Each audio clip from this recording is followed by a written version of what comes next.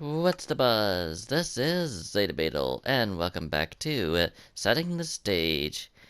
In this episode, I'm going to go back to working on the rig, like I've been doing for the past few episodes. That menu was brighter than usual for a minute there. Anyway, barring any major incidents, I should be able to get through with a lot. So, let's see what we can do. So, the biggest thing that I'm wanting to do is I'm wanting to get as much of the bridge done as possible. So, I cannot really be playing around today.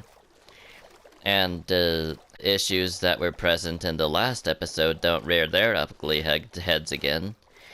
But I wouldn't hold my breath. So, here we go. And it just so happens that they're rearing their ugly head on the probably most important of the two of my joysticks, seeing as how it's the look one. Then again, it seems like they're equally important, seeing as how the movement one, if it was gone, I wouldn't even be able to move or do anything. So that shoots my most important joystick theory in the knee. All right, so 2, 3, 4, 5, 6, 7, 8, 9, 10, 11, 12, 13, 14, 15, 16, 17. Okay. 1, 2, 3, 4, 5, 6, 7, 8. Door here. Alright. So that takes care of that now. Now that that's done, I can go on ahead and move on to the next bit. And of course, those of you who hate low ceilings are going to hate me for this, but I'm going to put the ceiling here. And like I said before, I am used to this style of building, so if you have a problem with it, then yeah, I can't really help myself, because this is what I'm used to, and it's going to be really hard to break this conditioning. So, it sounds like there are some mobs down in the mob farm deck. That's good. That means this device is doing its job. Okay. Well, I say device. It's basically just a structure with a functional part in it that basically comes out to be darkness and water. And soon, I'm going to be putting in hoppers to collect the loot that the monsters drop on death. Although, with how high this thing is, not very many monsters are going to die on impact with the ground. And that's okay, because where there is not an instant death capability, there is room for a one-shot which will give you experience. And if you see the durability of my of the pickaxe that Raven loaned me, you'll know that I can actually get behind a experience farm, because that'll allow this pickaxe to last longer. Okay, so there's more room than I thought there was going to be in this, so that's cool. It's not going to be as high as I want it to be in this episode. But the thing about it is, even though it's not going to really be that high, it will be higher than it was, and that's good, because more progress means it's closer to being done, and then afterwards I can make a start on the season finale of the whole season, which I have planned to be a rather exciting one. For those of you who remember, I believe it was the second season finale. Yeah, it's going to be that again, but a little bit different this time around, since there's going to be some new, since there's going to be some new achievements attached to it. So that's all sorts of fun. Alrighty, grab that. And it's for that reason that finding this stronghold was more important than ever, because I'm going to be able to kill the dragon, then revive the dragon, then kill it again for at least 2 achievements. The end and the end again. So, well, I think I flubbed that one up, so, if you could just edit out to a little mistake that I made, you'll know which one. Anyway. The thing about the season finale is, it's planned to be a showdown against the Ender Dragon. And I believe that that is as much work as I can do on the bridge for now.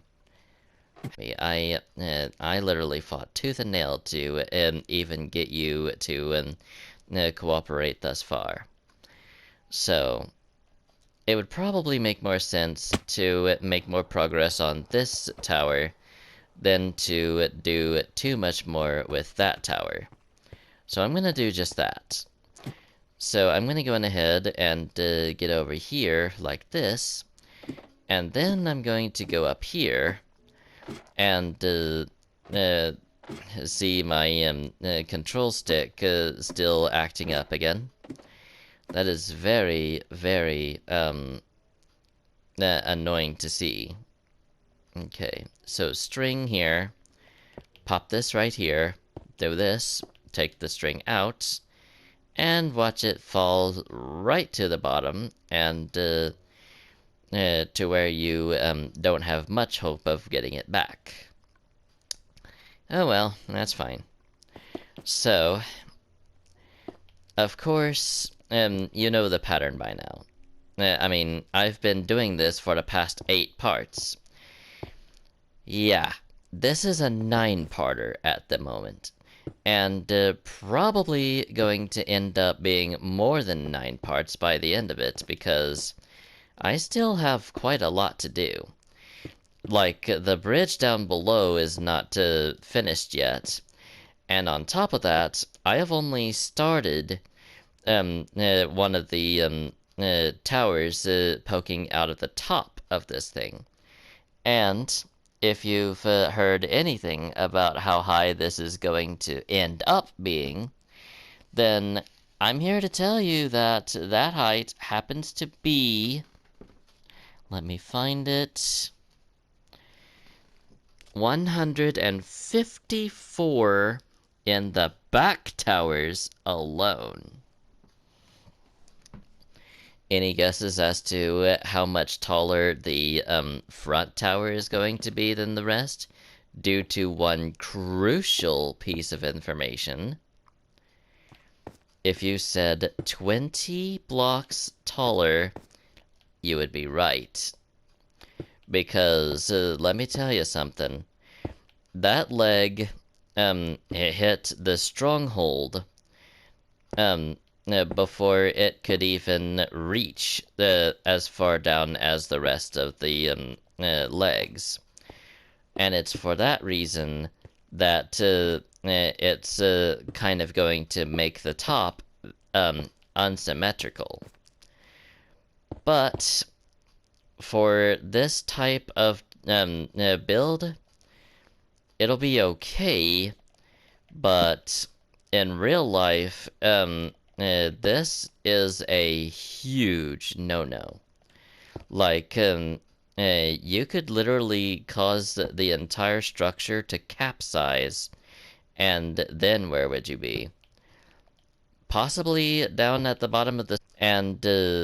And drowning may just be the least of your worries in that situation, because not only would you have to be dealing with water, and not just any water, sea water, you would be dealing with sharks, jellyfish, and oil.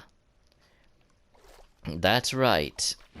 You would be dealing with any spilled oil that came out of an accident like that. So, if I were to operate a rig like this and make a very unsymmetrical design that made it to where the whole thing could possibly capsize, it's very likely that I would cause a oil spill greater than anything BP has pulled off at this point. So yeah. Some of you may be thinking it's a rather bold claim that I'm making here, but let's be honest here. Jackup rigs are different from other. There's a lot more moving parts in a portable rig like this, and to be honest, they're not really even supposed to be permanent structures out in the water, like what I'm doing right now.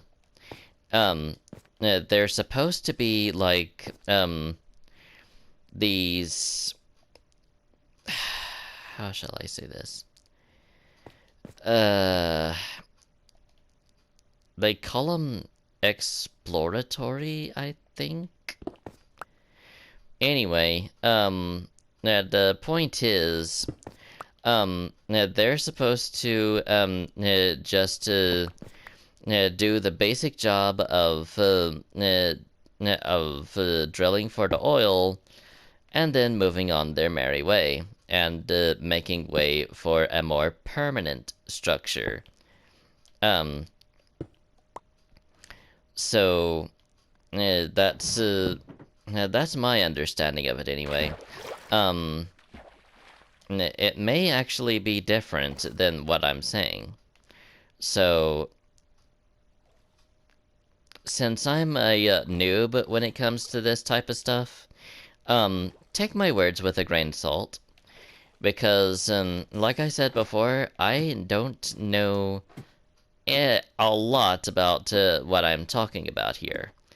Like, I never really, I did a little bit of light study on these types of oil rigs, because I felt like they were the easiest to make in Minecraft. So, and that's another thing. In the real world, easier is not always better. True, you could get away with making this type of oil rig in the ocean. And if you do it well, you could actually make it a long-term thing. But could is not the same as will. So bear that in mind as well. Okay? Like, the thing about this is, it's a very delicate operation. And if you do it wrong, the consequences could be catastrophic.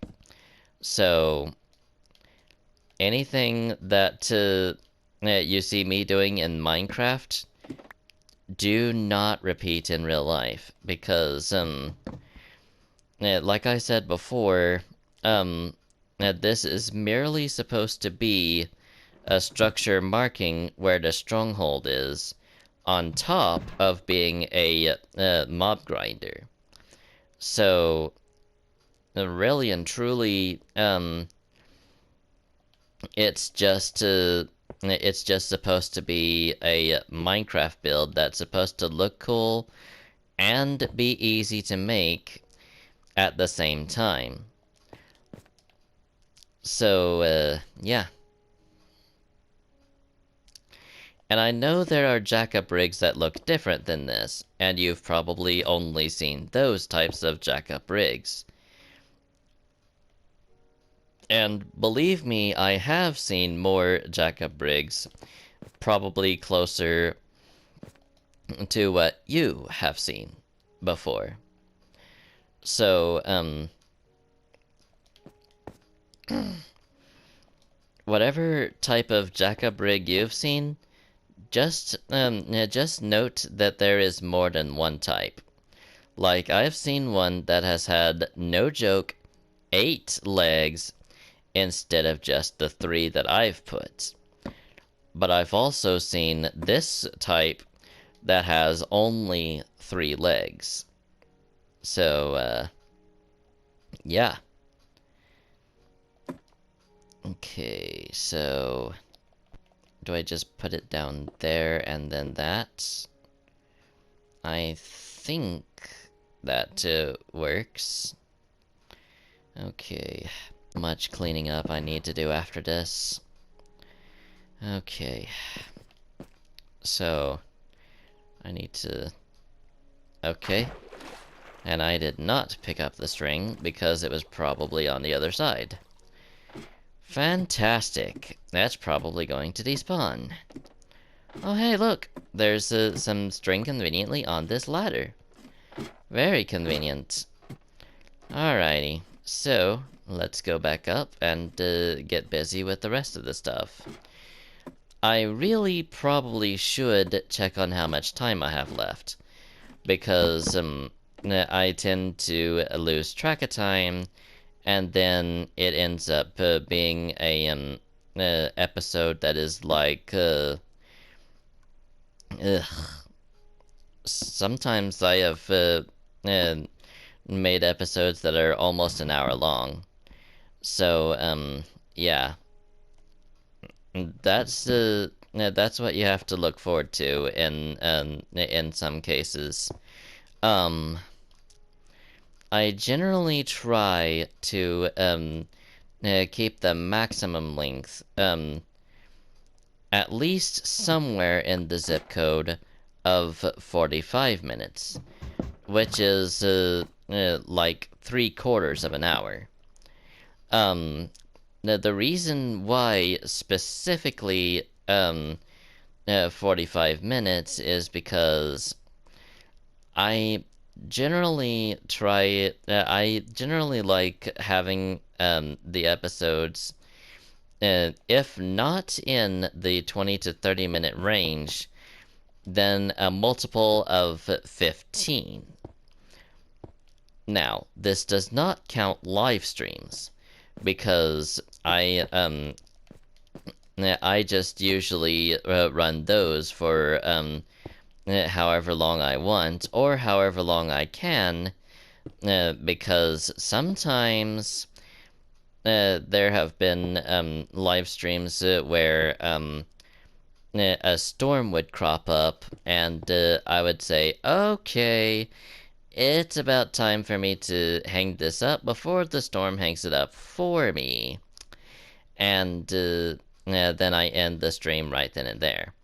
Sometimes, though, I will have to end the stream because it crashes on me. But I don't think that has actually happened very often. I may even be remembering wrong who has that type of problem, with the actual person suffering from it actually being Raven. So, yeah.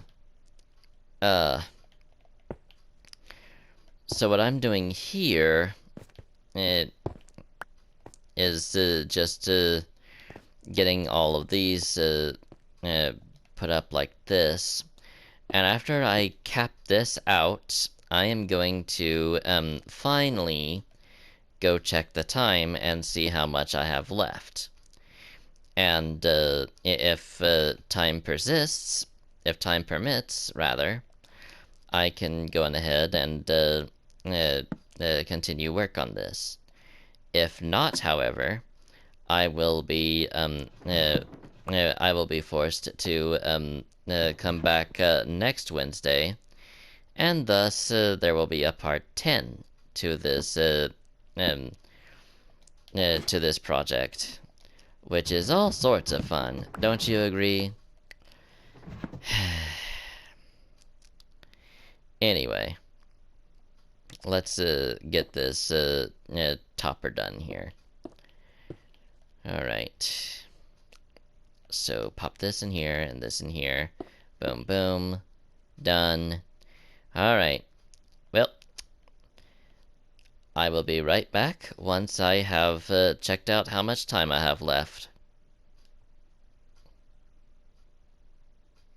Well, I have to say that I have 7 minutes and I believe 52 seconds.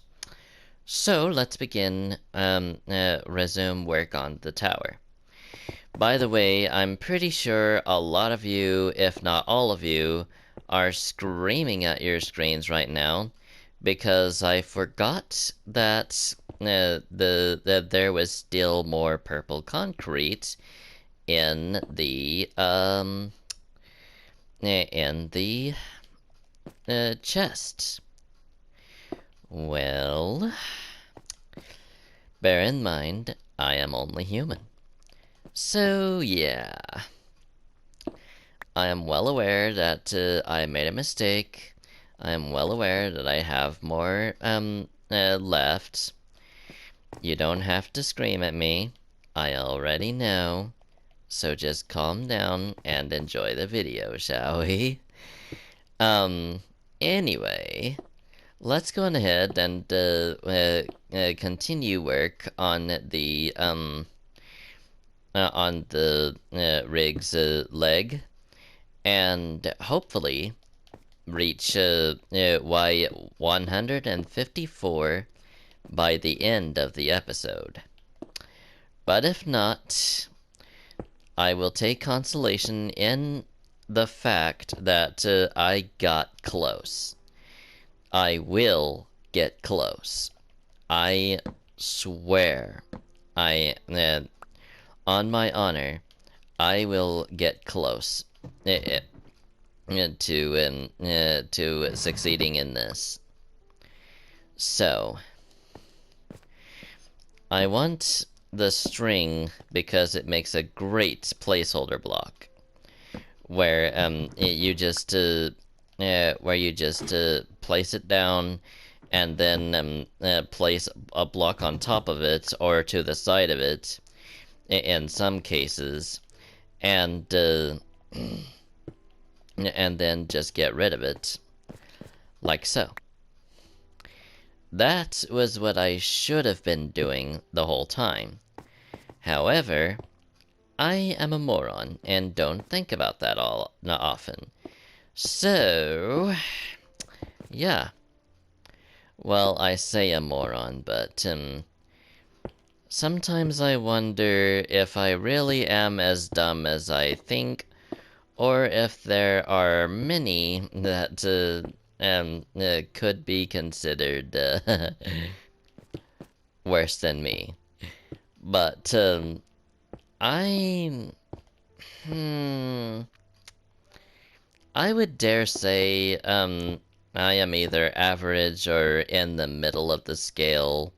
Like I am no genius, but then again, I am not entirely brainless either. There are some moments where I shine, and in Minecraft, that happens to be in creating redstone devices. So, and that's something that I believe I have shown off on multiple occasions. At least when it comes to making cannons. Ooh, conveniently placed a string again. Thank you, pass me.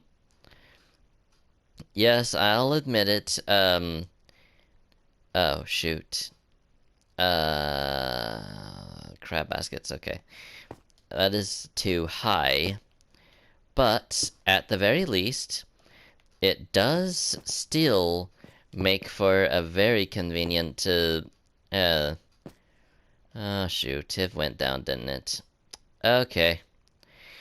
But, like I said before, it does still make a very convenient placeholder. Because it was there, and I could place something on it. So, one thing that I could do, and I will do on this right here... Oh no, okay.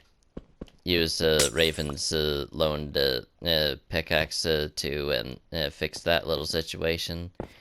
Okay. And then I can just do this. And I have screwed myself over because that was supposed to be, that pit was supposed to have been there in order to allow me to do that. But since it wasn't there, I couldn't do that. Okay, how close to 8 minutes am I right now? Because I feel like I have either gotten really close to that or exceeded it. You know what? I'm just going to go ahead and get on up to Y 154, and after that, I will check how much time I have left, and if I still have enough. Oh, okay. Go ahead and break that down. Most likely I don't have enough time, but then the thing about it is, if I did, I would start working on the bridge again, because the bridge would make a very good captain's cabin as well, and I would really love to be able to sleep closer to the barge. I may actually still move my bed into the bridge, into the second floor, more specifically. So, there's that. Anyway, I am prattling and not checking the time, so I will get back to you after I have done so.